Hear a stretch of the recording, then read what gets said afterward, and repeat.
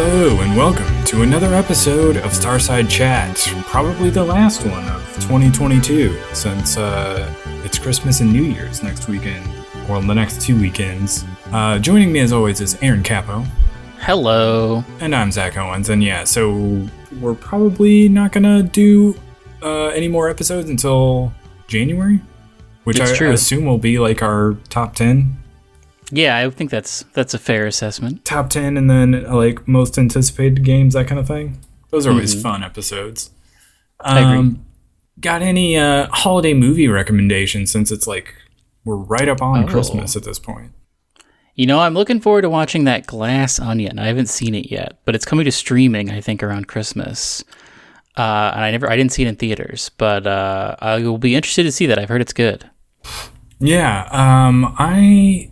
I don't know. I like a lot of Christmas movies, I guess. I watch a bunch of them this time of year. I always like the Muppet Christmas Carol. Oh, yeah. And, I mean, they're bad movies, but I still enjoy them because I grew up watching them. But, like, the Home Alone movies are very fun. Oh, yeah. Yeah, those are great ones. Yeah. So stuff like that. There's not really, like, holiday games to speak of, right? There's not, like, what's the Christmas game that you play? I can think of a couple of Halloween games, but yeah, there's not really a Christmas one. It's not so much a thing, I don't think. But we can get right into the news this week. So apparently some mad Elden Ring fans were review bombing God of War Ragnarok. I don't know if you saw this, but... No, I didn't see this. So this was the thing. During the Game Awards, I was a little bit pulling for God of War Ragnarok to win Game of the Year, just to spite like these angsty Elden Ring fans that were like were going around sort of review bombing God of War and trying to like point out really dumb things as like reasons why it should not win, because they were afraid that maybe recency bias would make it so that Elden Ring would not win Game of the Year, which of course did not happen, but a really dumb reason to review bomb a game. But anyway, so yeah, that was a thing that happened, apparently. So yeah, I was a little bit out of spite. I wanted God of War to end up winning at the Game Awards. It did not, but that's fine. I mean, Elden Ring deserves to win. We have more God of War news. Yes, we do. More importantly, it's going to become a TV show for Amazon, maybe. Are you excited about that? I don't know. I guess it's not going to be... I would assume this TV show is going to be flashback heavy, because I believe it's taking place during the last game. So like it'll follow the journey of Kratos and Atreus as they like directly after his wife dies, and then they go do whatever they did last game. But I would assume we're going to get some flashbacks of him being in Greece, or they're just going to not talk about that. I don't really know. It's true. If you're doing a TV show and you don't have like a previous TV show to assume people's knowledge of, they would almost have to do a little bit of flashbacks just to like fill in some of those gaps. But people love flashbacks. I mean, ever since Lost was like the first show where it was basically like flashbacks the show. So I could see them doing a like... I also think this is going to happen maybe with the Last of Us television show, where a lot of the episodes will be flashing back to a time before for other like people. But I don't know. I really wonder if they're going to get Christopher Judge to be Kratos. I feel like he is the perfect guy for it, but he's also very old. And I don't know if he can do like the physicality of it. That's the big question. Like, who do you cast for these roles? And we've said for a long time that we think Christopher Judge would be the right guy for it, but he would have to, I assume, go through like a crazy workout regimen to get like in Kratos shape to play the character on screen, as opposed to just doing the voice work. But I mean, I think he's younger than Tom Cruise, and Tom Cruise is jumping. I don't know if you've seen recently, but he's jumping out of airplanes. It's true. He doesn't age though. I don't know what's going on with him. But I don't know what's going on with him. But yeah, and Kratos is supposed to be older in this, so true. I mean, that could play in his favor, being a little bit older version of the character. But I don't know. I guess we'll see. We shall see. I don't know. Amazon buys all these things. Like, I think we talked a couple episodes ago about how they had like a Ring World and a Snow Crash. They own the IP for those. Or I guess I should say they own the TV rights for those. And they haven't done anything with them. Yeah. So I wonder if, like, when we will see any kind of movement on this, if they'll like wait for the next game to come out to try and release it alongside it, or I don't know what's going to happen. Well, I thought they were going to do that with the like Last of Us show, and they ended up not doing that. They like released a remake of part 1, like bizarrely far apart from this isn't in our show notes, but I did see a rumor that Naughty Dog's next game is going to be Last of Us Part 3. Did it feel like it needed a third part when you played the second game? Yeah, it ended on it's very clear to me what the third game is going to be. Mm-hmm. Well, I don't know. I never played the second one. I was not in the mood to go back to... They're emotionally draining games. Yeah. Yeah, I was not prepared to get back into that state of the world. It's not like, I mean, not everybody's like booting up their PlayStation and be like, man, I really want to play like Schindler's List today. That's a good point. Yeah, so that was where I was at. So I did not play that, but maybe I might watch the TV show version of it. Who knows? In console releases this week, there's not much because what would we obviously... talk about? Death Stranding. What about? Oh, I forgot about Death Stranding. Speaking of movies that are in the works, there's a Death Stranding movie coming, evidently. I have no idea what to make of this. Yeah. Because it basically already is a movie.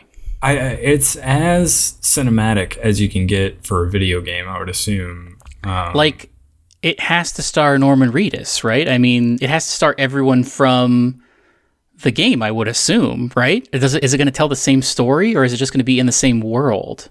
There would be no point in like having literal actors and having them do all the motion capture and use their actual faces in the game if you were going to recast them as different people to play in the movie.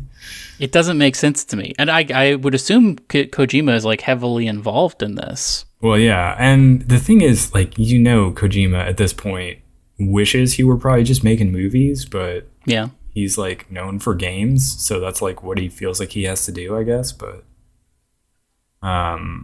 yeah, I don't know.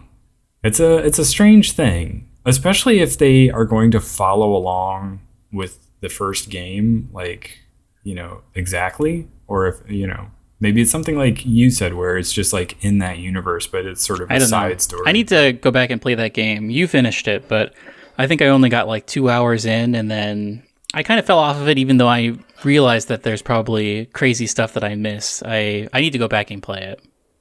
So this is from the Rock Paper Shotgun website, or their story about the movie, and it says Kojima Productions said the plot of the film is supposed to be they're keeping it under wraps, but it's supposed to introduce new elements and characters within the Death Stranding series. So that almost makes me think maybe it is just like a side story in the Death Stranding universe. Interesting.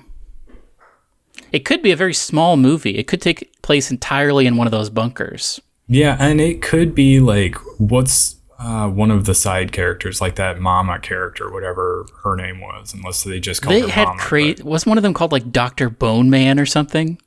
Die Hardman. It could be all about Die Hardman. They did have insane names. He knows how to name people. Gets right to the point of it, that's for sure. So for game releases this week, not a lot because we're at the end of the year. We kind of covered a bunch of them last week that came out sort of this week and the week before. But one that did come out this week that I played a little bit of is the Grime console release. And now I'm playing it on PC because that's where I was playing it before. But they dropped a free DLC and the game finally came out on consoles, except not Switch. Still waiting on the Switch version. Yeah, I'm waiting on the Switch version. That one got delayed till next year. So just out on PlayStation and Xbox at this point. But the devs apparently recommend starting a new playthrough to experience the Colors of Rot DLC. So that's what I did. Because I did initially try to load in my like end of game save. And I was like, well, I don't have any clue where to go or like to access any of the new stuff.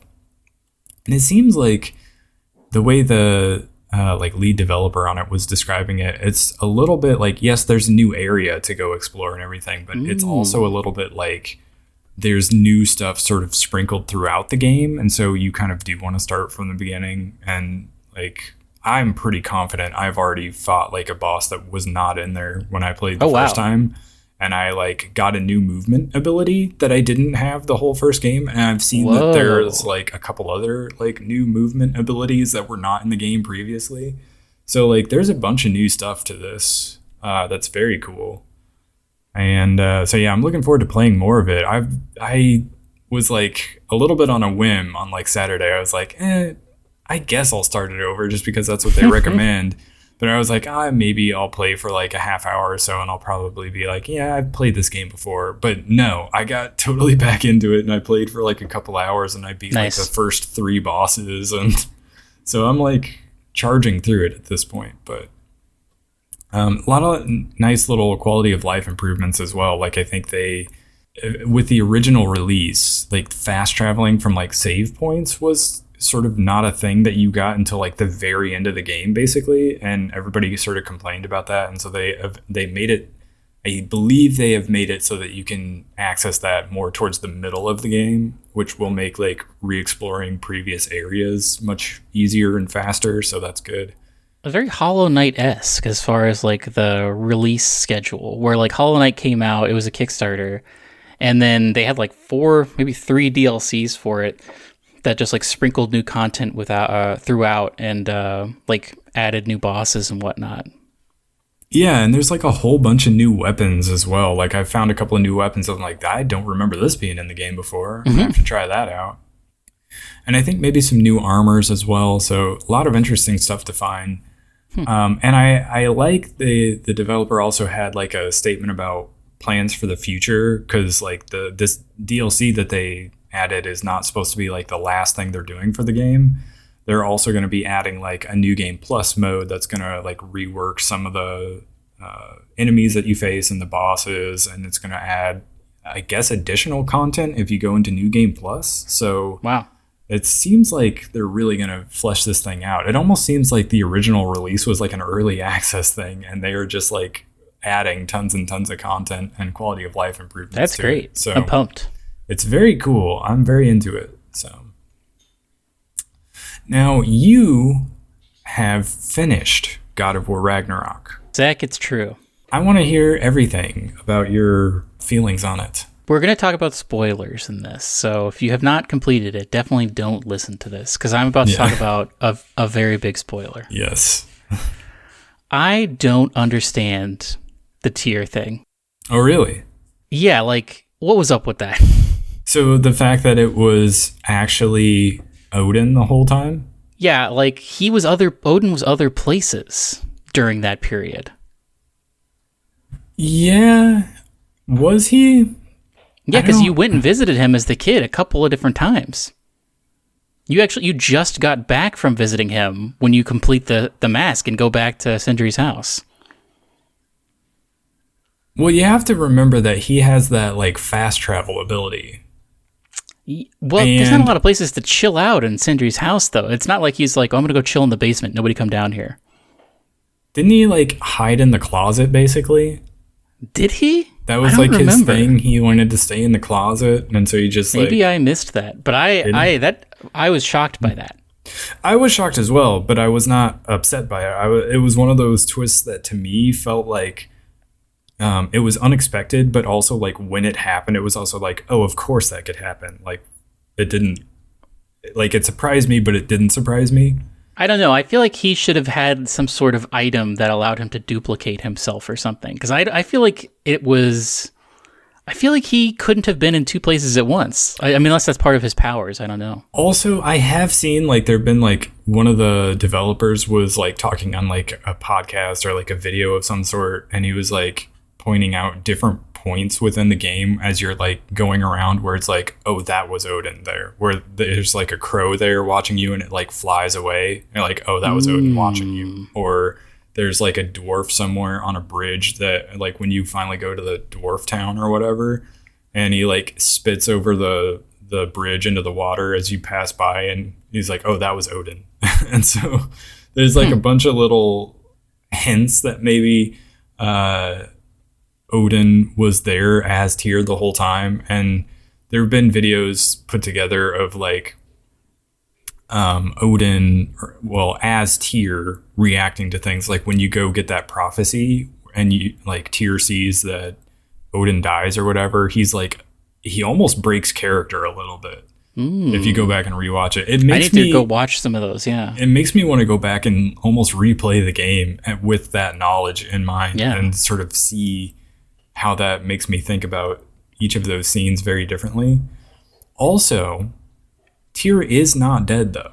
He is still actually in the game. Supposedly there's a side quest later on. Yes, I think you have to collect all of the ravens in order to unlock him. Okay. Yeah, I wasn't sure how to get to it, but I know that people have talked about you can actually go find the real Tyr who actually does exist. No, I have not done any sort of... I haven't done like the post-game stuff where you like go and close all those Asgard rifts or go to Brock's funeral or whatever. But I plan on doing that. I just haven't done it yet. I've done some of it. I did Brock's funeral, and I've closed some of the Asgardian rifts, and... I've done some of the like berserker fights, but there's more like little cleanup that I could do just going around finishing up. It's a bummer because I was just like Googling like what's the best like magic ability you can get. I forget what they're called. And it seems like the best one you can get is by defeating all the berserkers, which I feel like you can't do until you're like basically done with the game. Because you like get like 12 swords that just like fight on your behalf for a long time once you upgrade it fully. It's like very overpowered. That's true, but this game, you have to remember, there's like a whole end game to it. So like the hardest content is not like the end of the story. It's going to that like Muspelheim place for like the challenge levels. Yeah, I never even did those challenge levels. I didn't do them either, but I know like they get pretty tough. Like there's one that's like basically a boss rush mode where like some of the tough guys like keep like one right after the other and you have to take them down. So I would imagine it would be very useful for a situation like that. I didn't particularly have difficulty with like main story boss fights. The hardest fights I dealt with were like those berserker fights and some of the other like side content stuff that was not necessarily required. So I would imagine like do whatever, play through the game normally, and then once you finish the story, like that's when it's like, okay, now the end game is on, let's level up and get like really good gear and stuff and make sure we're maxed out and then take on this like challenge stuff. But I thought that there was going to be a more overt... I thought I read an article about someone being like, oh yeah, we're going to Egypt next time. And I thought there was going to be some sort of overt thing where he sees like a pyramid or something. But unless I missed it, like the thing he sees at the end is just like, I guess him being adored by people or something. Or what did you take from that last triptych that he looked at? Well, I think so. Isn't he like revered in that? Yeah, like he's like, it seems like people are like really into him, which has not happened before. And that's even something Odin talked about how like he's not a god in that way. He like has never been worshipped. And it seems like, because that triptych, the first one is, I think, the first game, and then the second one is the second game, and the third one is just like him being revered, I think, which I was expecting it to be like him like punching a snake on top of a pyramid or something. So one of the, I think like the ripping a sphinx in half. I think the narrative director of the game was tweeting about it, and he was talking about how like the central theme is like being better and like not being a monster, basically, for Kratos. That's sort of his journey. And of course, like towards the end, as you have that like flashback with Faye, it's clear that that's what she wanted for Kratos, and that becomes like a little talking point between Kratos and Atreus. And of course, Kratos makes the choice to fight for something sort of other than vengeance, I guess, and he kind of breaks the mold of being a monster, which is sort of even how Odin tries to like cast him as, like cast him as a monster.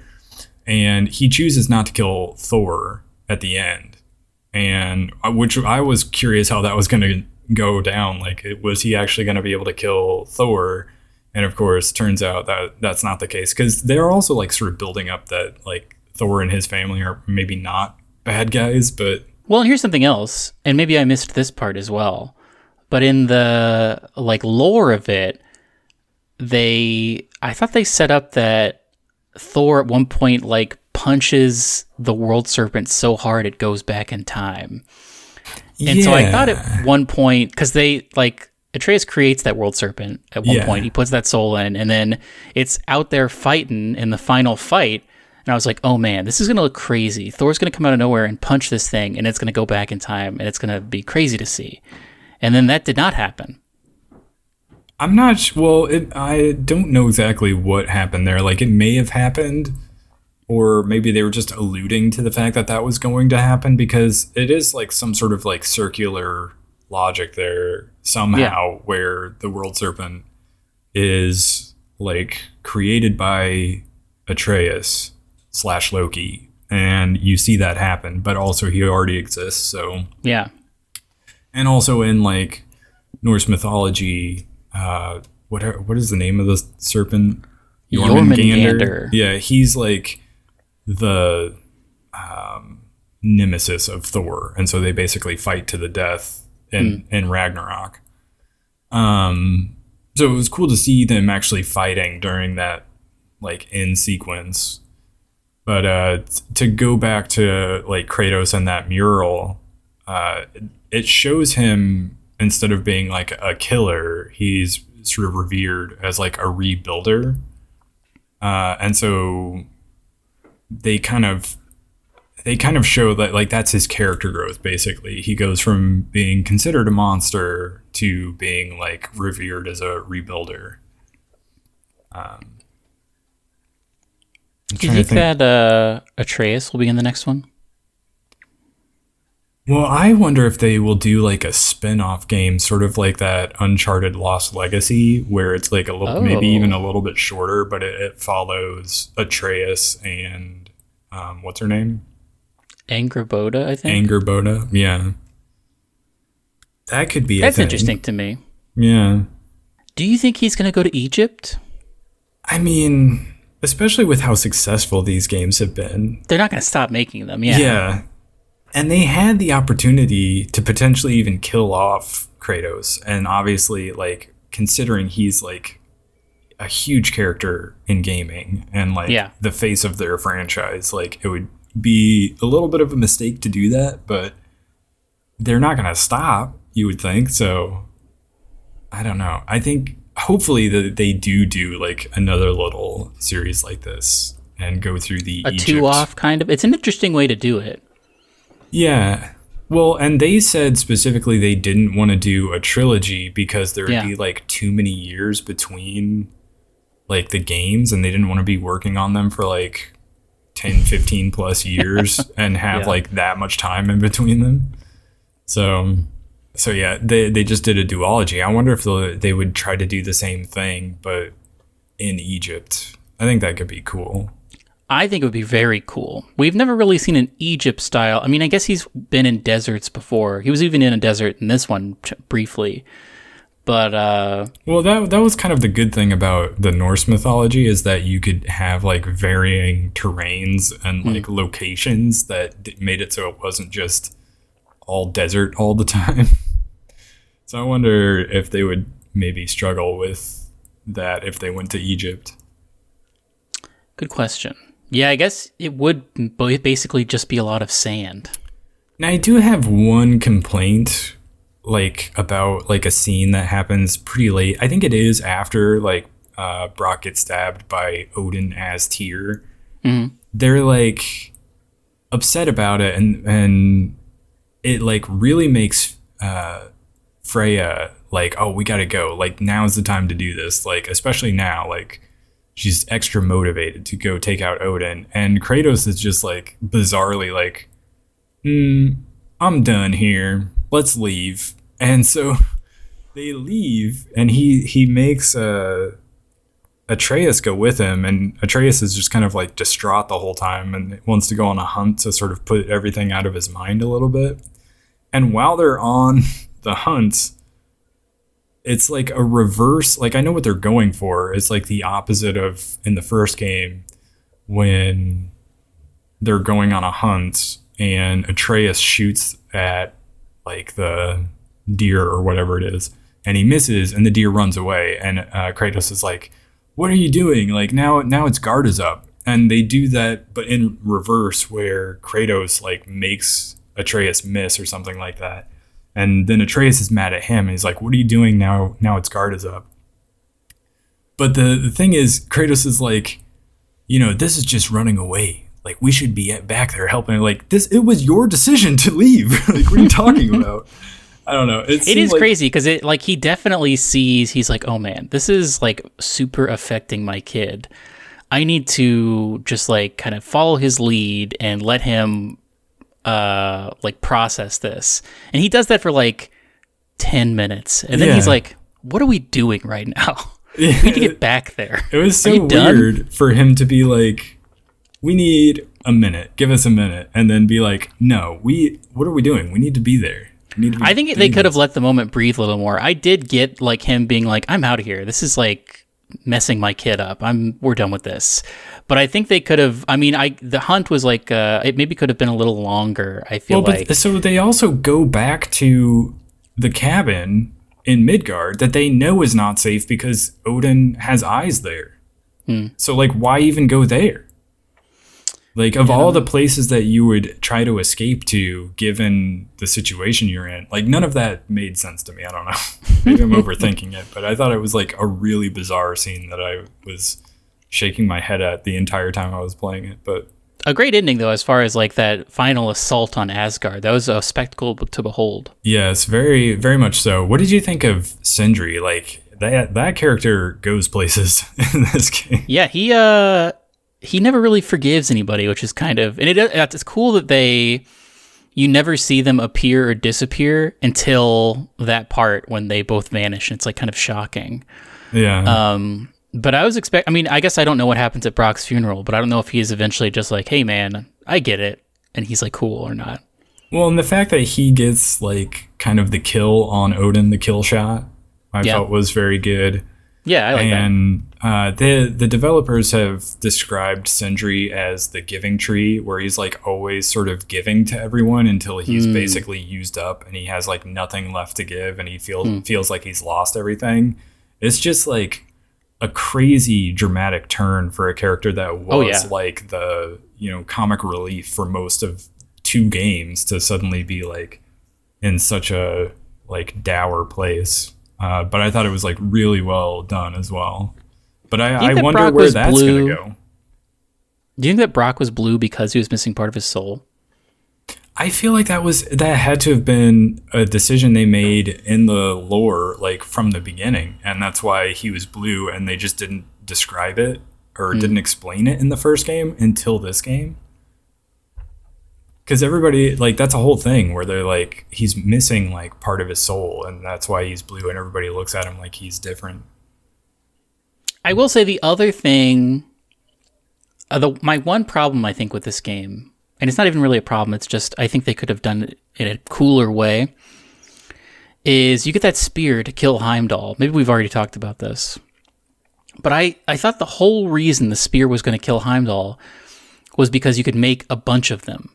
So I thought there was going to be a cool thing where you would throw it at him and then he'd try to dodge, but then he'd realize, like that one Jet Li movie where they shoot a bunch of arrows at him, that like all the spear just becomes like 50 spears and he wouldn't be able to dodge it. Whereas in actuality, I used the spear like maybe a couple of times to do special attacks or whatever, but I was basically just using my axe and the Blades of Chaos to kill Kratos, and like the spear didn't even really seem necessary. Maybe it's because you were playing on easy, because I had to use the spear to beat him. Like, I tried. There was at one point early on in the fight, it seemed like maybe my Blades of Chaos was working, and I had leveled those up more. So I was like, oh, I'm just going to use my Blades of Chaos then, because they're leveled up more. And then I got to a point where he had like one of those like sort of shielded health bars where I could no longer do damage to him unless I was using the spear. Maybe, maybe it was because I was on easy. So you did have to use the spear in order to take out that like sort of shielded health bar to take him down. But also just like I guess it's not like a point they made. It was more like how I played it. Like my runic attack like sends out a bunch of them, like almost like firing a ton of arrows out, and so they would hit him and he would like try to dodge them, and then they would start exploding and it would like stagger him. So it still sort of felt like it was doing what it was supposed to do in terms of like having multiple spears to be able to attack him with. But that was a very cool sequence, I thought. I agree. It was all great, I have to say. By and large, I have very few criticisms of it. I'm so curious about what direction I mean, it seems like everybody wants them to go to Egypt, but maybe that won't happen. Maybe that was just something that's just like was started by the fans, and now people just think that it is a rumor. Yeah. Who knows where they'll go next? Maybe he'll go back to Greece. I don't know. What else would there be to do in Greece? Are there additional gods that he did not kill? No, he got them all. He did kill all of them. He did get all of them. Well, yeah, I guess there's not really a reason for him to go back to Greece. I mean, there are other places. Like I think somebody threw out the idea of like Indian mythology. Ooh, now that is interesting, and no one is really doing that right now. Yeah, that would be like a wild change of pace. I feel like that actually is maybe better than Egypt. Yeah, I mean either one would be cool, but yeah, I feel like that would be very interesting to see. What else do we have? Do you want to just like, I guess, briefly talk about grading each of the big threes 2022? Yeah, it's hard to do. I feel like next year is going to be the year where we're going to see much like greater contenders because, you know, Tears of the Kingdom is going to come out as well as Xbox exclusive Starfield is going to be released. Yeah, I was going to say like Hollow Knight or Silksong, I mean. Yeah, but I mean, that's not an exclusive. So it's not, but I am going to talk about it a lot when it comes out. Yeah, next year might... I mean, this year is very exciting because of like Elden Ring and God of War being like the top two and those games are the two big debating. Ones. Yeah. But like, yeah, next year might rival it just because of Tears of the Kingdom, Starfield, and Silksong all potentially dropping. What did you think? I mean, you've written a couple of notable exclusives for each platform. Who is your winner, would you say? I mean, I was a little bit impressed thinking about Nintendo after like thinking initially I was like, oh, they really didn't do that much because they didn't have like a Mario. They had to push Zelda out. They didn't have like Metroid or Donkey Kong. And then I started no secret Donkey Kong game. Yeah, no secret Donkey Kong game that we were wanting. No sequel to Mario Odyssey. But then I started listing them out and I was like, oh, actually they did kind of bring a lot of exclusives this year. Like they had 2 Pokemon games. They had like probably the best Kirby game they've ever made.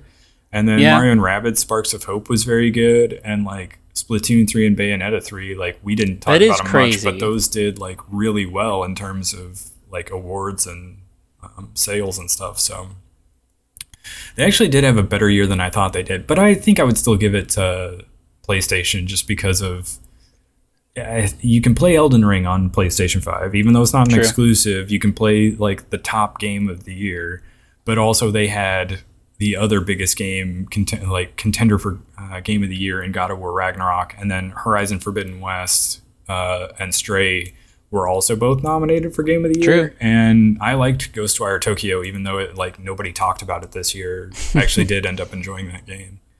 And then like for Xbox, they just had nothing. They had like a handful of indie games, but like they were bringing nothing in terms of like AAA Pentiment. exclusives. I've heard that's probably the one I've heard people talk about the most is Pentiment. That probably is the best game that they like exclusive that they released this year. I actually just finished that this last week. I didn't have too much more to go, and it's very good. I highly recommend Pentiment if you've not played it yet. I gotta say though, I mean, we're talking about this, but next year they have console exclusive Starfield. Yeah, so that's the thing. Like the previous year, they kind of salvaged the year at the very end by dropping Halo and Forza.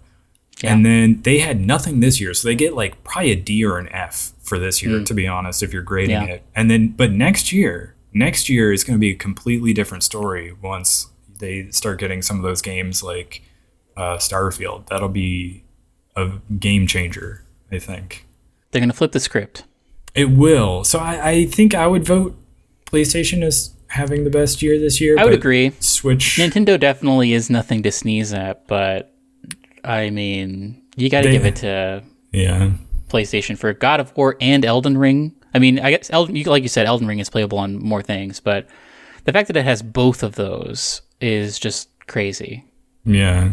The first and second slot, the two things that were fighting against each other for the two biggest games of the year are playable on PS5, and only one of those is playable on Xbox, and neither of them are playable on Switch. Like we talked about it. Actually, we can maybe talk about our little year in review things that like PlayStation and Nintendo released. But like I didn't do the math, but I would assume if I added up my playtime on the different games on Switch this year, I might have still spent more time just in Elden Ring alone on PS5. Wow.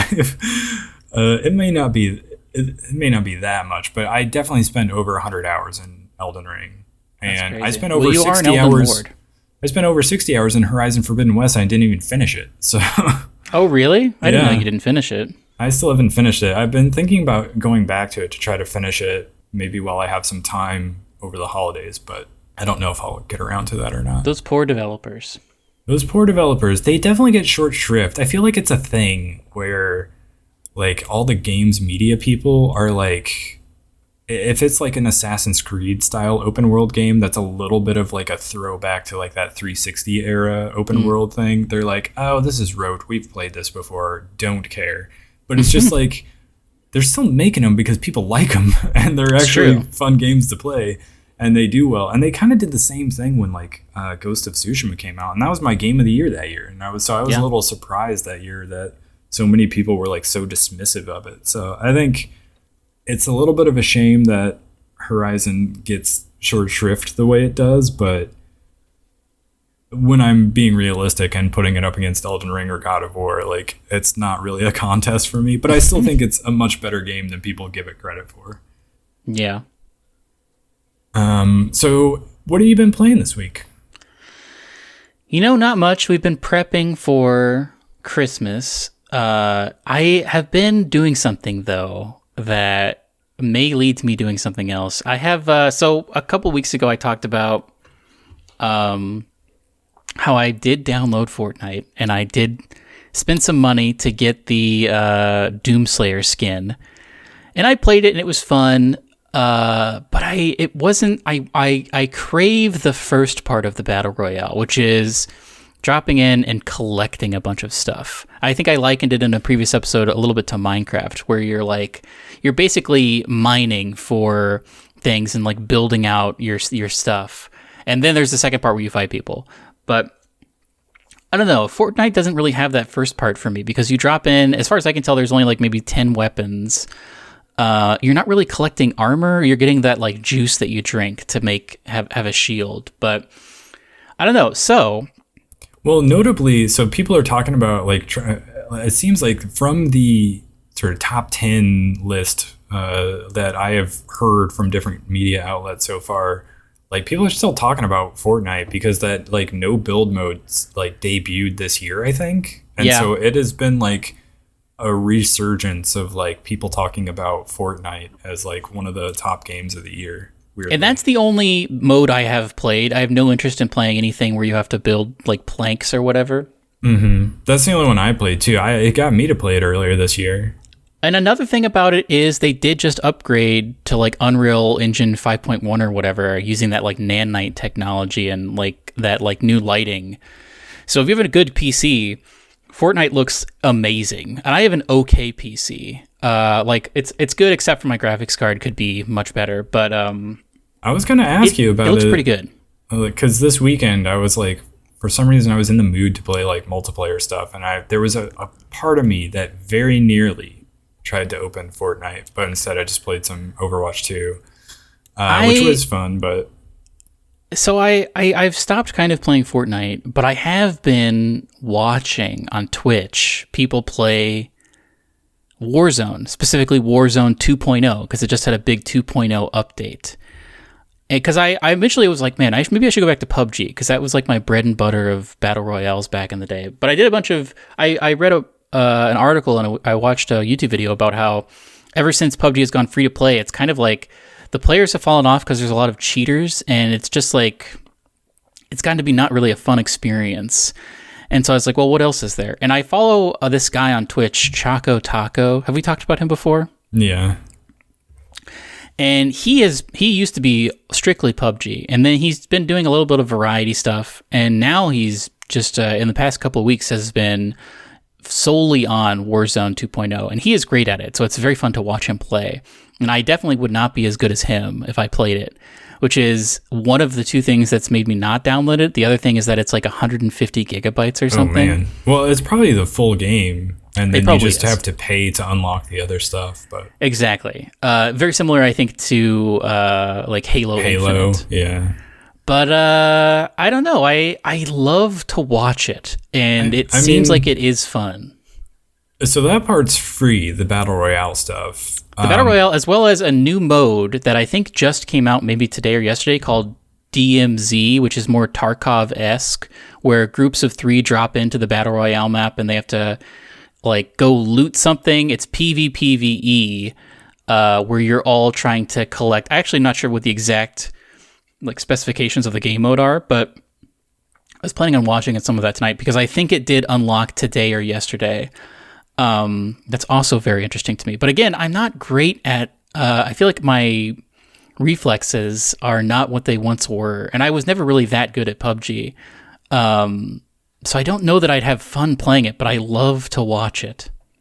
So our mutual friend from a previous job, Mike, was telling me just recently about how he's like been really into Call of Duty Modern Warfare 2.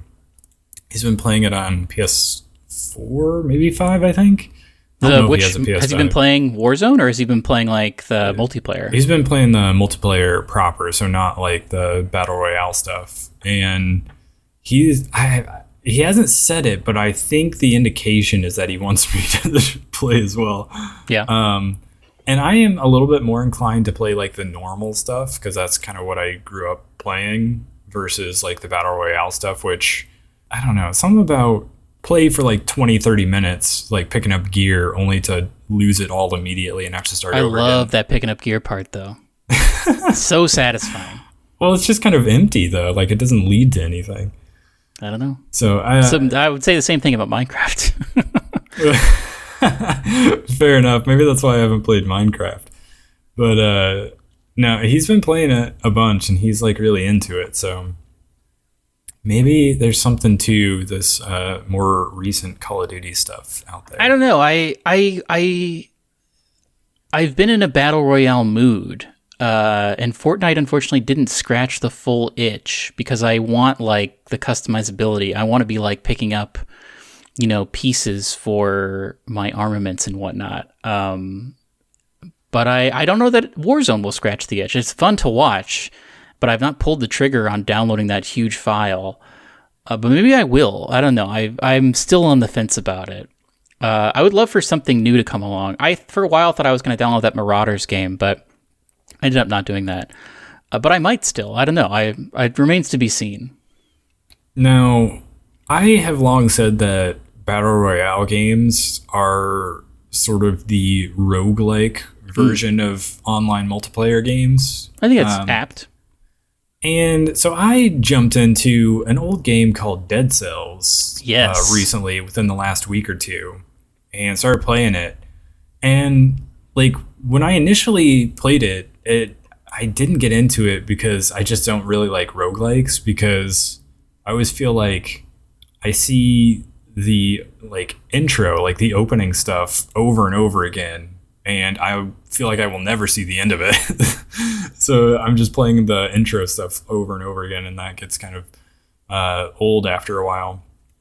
But Dead Cells, it came to my attention that there is an assist mode that has been added to Dead Cells that makes it so that you can basically turn on an easy mode where you can add like infinite number of lives that you can sort of respawn at like the entryway to whatever the most recent room you entered was. But also there are like sliders for like how much health enemies have and how much damage they do to you. And that has like totally changed the game for me, because now it's like, for someone who doesn't want to have to grind out like the long-term progression stuff and like I don't know, is not necessarily that great at this type of game, apparently, it makes it way more accessible. And so I've actually been able to like complete some runs of Dead Cells, which takes roughly an hour. At least it did for me. So it's like you can get through a run in a like reasonable amount of time too, which is another one of the things that I always thought was like a turnoff to this style of game, because I was always like, man, you have to like really dedicate some time to sit down for that. But like not so with Dead Cells. You can actually get through in about an hour. And one of the things that was another turnoff to like roguelike games like this was that, like, when I think about a boss in, say, Elden Ring, for instance, like the combat is very good, but it's very challenging, and you have to sort of like learn the boss's movements and mechanics, and like see when you have like opportunities for attack and like when your windows are, and you have to kind of practice it until you eventually get it right and beat the boss, and then it's like, you know, a really great moment. And these roguelike games like this sort of have that as well. The only difference is if you die, you're reset. So there's like a solid 45 minutes worth of like other stuff you have to do before you get back there. So it's like harder to build that muscle memory, which is why I don't really like them that much. But with this assist mode stuff, you can start at the boss door and just keep practicing it until you get it right. And so again, it's just really changed the game for me. And so it has made putting more time into Dead Cells and unlocking all the stuff like way more accessible. And so I'm very much into it now. And I think I might play more of it, especially once they drop that new Castlevania stuff. Have you unlocked the nail from Hollow Knight? Yeah, so that's like among the free things that they added, there was a bunch of like tie-in content to other indie games, and one of the runs I went on, for most of the run I used the nail, and it was cool because there was like a boss fight that I did where I was basically just pogoing off of his head and he like couldn't hit me, and it was pretty great. That stuff's in there and it's very cool. So yeah, it's weird to get into a game that was like so hot in like 2017 but it's still relevant because they're adding a Castlevania DLC coming up, so I might have to check that out. Are you playing it on Switch or on Steam? On Steam. It should be on everything. Like I think you can play this on your phone. I actually think you're right about that. But yeah, I've been playing it on Steam, and so it might be a thing where I take my Steam Deck with me when I'm gone for the holidays and play a little bit on that. And then I talked about how I finished Pentiment. That's a very good game. A twist towards the end that I don't want to pat myself on the back. But I called it. And you know how, like, I don't get these right very often, so it feels good when you, like, finally call, when you're like, ooh, got that one right, finally. So there is a little bit of a twist there towards the end. And I guessed it, but I won't say any more because I think you should play it. I might actually. I feel like I probably will. It's very good. It plays out in 3 acts, and it follows an artist in the 1500s. And there's like murder investigations, and I almost wonder. It's another one of those games that like once you see the end of it, you're almost like, man. I wonder what it would be like if I just, knowing what I know now, and if I could make some different decisions along the way, how different the game would be. And so, very good, very interesting game. Definitely. What was your overall playtime when you finished? That's a good question. Let me see if I can pull it up. Think you can do it in like under 20 hours? I think so. I don't think it's that long. Let's see if I've got it. My playtime was 24 hours, but Oh, wow. how A long day.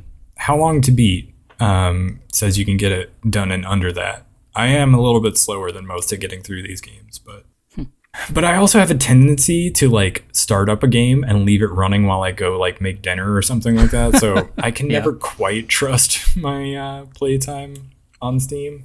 But another game I finished was Islets, which we talked a little bit about. It's like a very colorful Metroidvania style game. Pretty good. Definitely, if you like Metroidvanias, I would say keep an eye out for a sale on that game. And then I started playing Grime a little bit. I will join you in that when it comes out on Switch. I'm very jazzed to play it. I am still keeping my fingers crossed that the Switch release will coincide with like a physical release of the game. Oh, yeah. Because I would definitely rebuy this game if it came out physically, but it's cool that it's on PS5 and Xbox as well. I don't think it's on Game Pass, unfortunately, but the combat is so good in this game.